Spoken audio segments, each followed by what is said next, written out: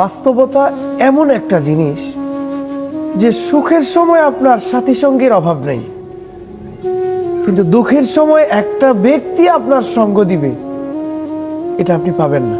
মানে এটা দুনিয়ার নিয়মটা আর কি। এটা নিজের মতো মন মতো আপনি চলতে শিখেন, দেখেন আপনার চারপাশে মানুষ বিরোধিতা করতেছে। মানে তেল যে বিষয়টা আছে, এটা যখন মানুষকে দিতে পারবেন, তখনই আপনার মতো ভালো কেউ নেই।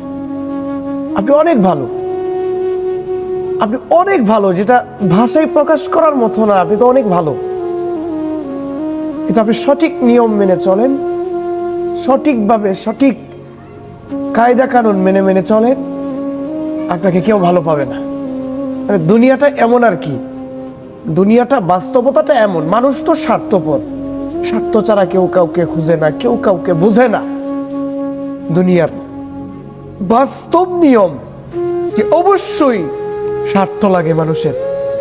মানুষ এমন একটা প্রাণী যে মানুষ কিনা হিংস্র প্রাণীর চাইতেও খারাপ কিছু মানুষ, যারা নিঃস্বার্থভাবে স্বার্থের কারণে মানুষকে আঘাত করে, নিঃস্বার্থভাবে কাছে আসে না। একেবারে দুনিয়ার নিয়মটা কি এমনই হয়ে গেছে। মানে বাস্তব কিছু ইতিহাস নমুনা। আপনার কাছের মানুষ আপনাকে আঘাত দিবে, আপনার কাছের মানুষ আপনার বিরোধিতা করবে।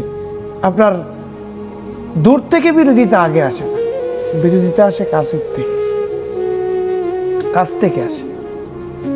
এই জন্য নিজের মতো চলা, সঠিকভাবে চলা, আল্লাহ বুঝদান করেন।